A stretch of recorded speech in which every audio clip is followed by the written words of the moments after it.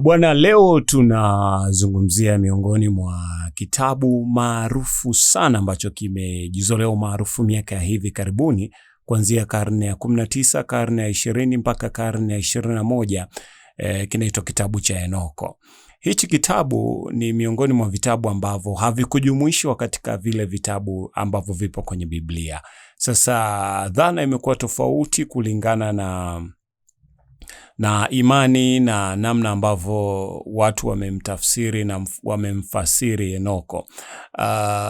Kuna dhana ya Kihindi au simulizi ya Kihindi ambayo inasema kwamba Henoko alikuwa ni kijana mtiifu tu ambaye alikuwa yuko safi, lakini siku moja ghafla binvu viumbe kutoka sayari zingine vikaweza kumchukua na vikamfundisha mambo mengi mazuri ambayo aliweza kuwafundisha wenzake. Alimfundisha sayansi na ustaarabu na namna ya kuishi. Lakini leo tunaungana na Askofu Josephat Gwajima ambaye yeye anaelezea Henoko kwenye Biblia, namna ambavyo alielezea kupitia Agano la Kale na Agano Jipya, namna ambavyo Henoko alizungumzwa na vile ambavyo alimpendeza Mungu na aliishi sawa sawa na mapenzi ya Mungu. Na hivi ndivyo ambavyo alikuwa anaeleza kwa kina na kwa lugha rahisi sana.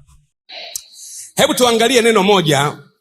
Nataka nisome kwenye kitabu kimoja ambacho ni cha kihistoria, kinaitwa kitabu cha Henoko. Henoko. Ninataka kukitumia kitabu cha Henoko, lakini kabla sijakitumia nataka nikuonyeshe kimeingiaje mpaka nikisome kanisani leo.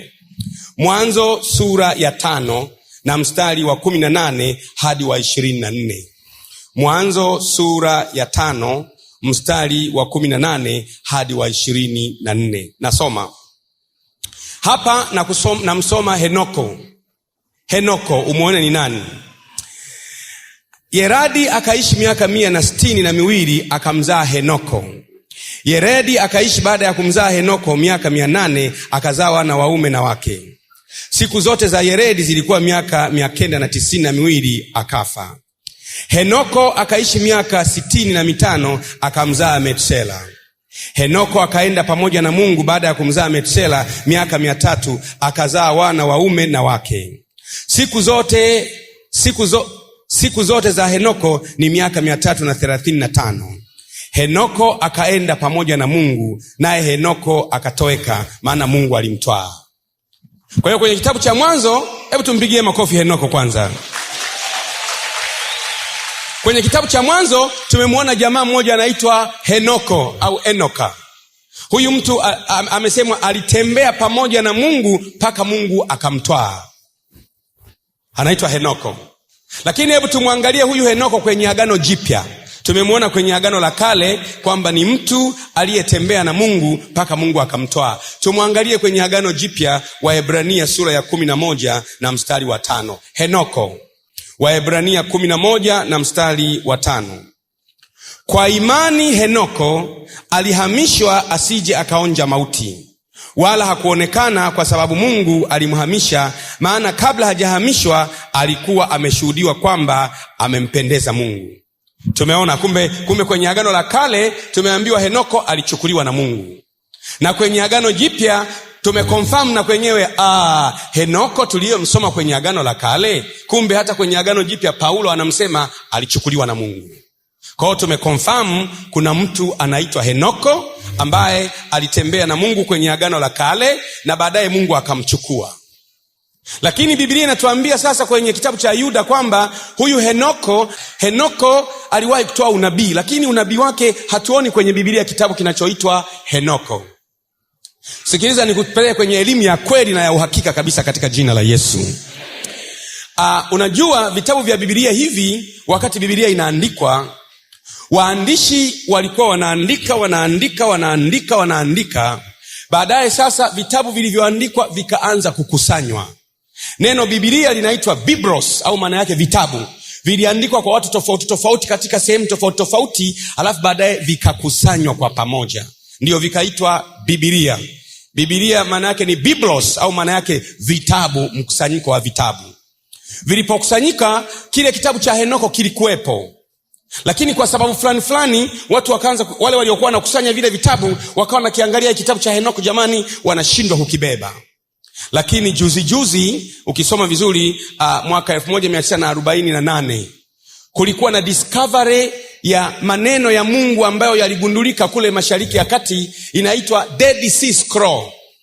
Dead Sea Scroll ni kwamba kuna mapango fulani pale Mashariki ya Kati yanaitwa Qumran Cave, mapango ya Qumran. Juzi 1948 ndiyo discovery kubwa kuliko discovery zote kwenye historia ya Ukristo. Pale Mashariki ya Kati kuna wachungaji wa mbuzi walikuwa wanachunga. Walikuwa wanatafuta kondoo, wachungaji tu, wakafia kwenye pango moja. Huyo mchungaji wa kondoo akawa anarusha jiwe kuwarushia kondoo. Lakini jiwe lilipokwenda kupiga kwenye mwamba, lile jiwe likalia ndung kama ngoma. Akawa na wasiwasi, mbona ni jiwe lakini ukiligonga hivi ni kama chungu. Huyo mchungaji akapiga akalivunja. Alipolivunja akafungua hivi, kumbe ni jiwe la kutengeneza. Ni kama chungu kimetengenezwa kikubwa, watu wanaonekana kama jiwe, kama Igneous Rock. Kumbe ni mtu aliyetengeneza miaka mingi, alikusanya vitabu vyote, Biblia zote na kila kitu akaweka mle ndani. Hasa yule mchungaji akaita watu wakaenda kuvunja. Walipovunja wakakuta vitabu vyote vya Biblia vilikusanywa miaka mingi kabla Yesu hajazaliwa. Vyote, Mwanzo, Kutoka, Kumbukumbu la Torati, vyote viko pamoja, vimekusanywa mle ndani. Wakakuta na kitabu cha Henoko. Hebu tumpigie Bwana makofi, haleluya. Wakakuta vitabu 881 kwenye mapango 11 tofauti. Vitabu hivyo tayari kwa sababu ni juzi tu, tayari Biblia hii imeshakusanywa pamoja tayari. Kwa hiyo wale wasomi wa Biblia wakasema, badala ya tuongezee Biblia vitabu vingine, tutawachanganya watu. Kwa sababu Biblia hii inatosha, basi hivi vitabu ambavyo tumevigundua ni vya neno la Mungu, tuvibakize tu viwe vinatumiwa kwa kusoma rejea. Maana yake ni kwamba ni vitabu vinaitwa apokrifa. Apokrifa maana yake ni kitabu chenye maandiko ya kimungu ambacho kinakubalika kimungu, lakini sio sehemu ya Biblia. Vinaitwa apokrifa. Hebu sema apokrifa. Wakaona vitabu kama 981 vitabu mbalimbali vingine vya historia, kikiwemo na kitabu cha Henoko. Lakini kwa sababu vitabu vilikuwa vinachambuliwa kwenye kukusanya vitabu ili viwe Biblia, kuna mambo 3 au 4 ya kuzingatia walikuwa wanaangalia. Cha kwanza, walipokuwa wanakusanya vitabu walikuwa wanaangalia, wakichukua kitabu wanasema, je, manabii waliongea kwa habari ya kitabu hiki? Je, Yesu alipokuwa duniani kwenye maongezi yake aliwahi kukoti kitabu hiki? Je, mitume walipokuwa duniani kwenye mahubiri yao waliwahi kukoti kitabu kama hiki? Wanapokonfamu hicho, wanakiingiza kwenye vitabu. Kitabu cha Henoko, naona waziwazi Henoko aliishi. Waebrania amemkoti Henoko, Yuda amemkoti Henoko. Kwa hiyo tayari kitabu cha Henoko kinakubalika kama kitabu cha apokrifa na kinaungana kimaudhui na vitabu vingine. Hebu sema amen.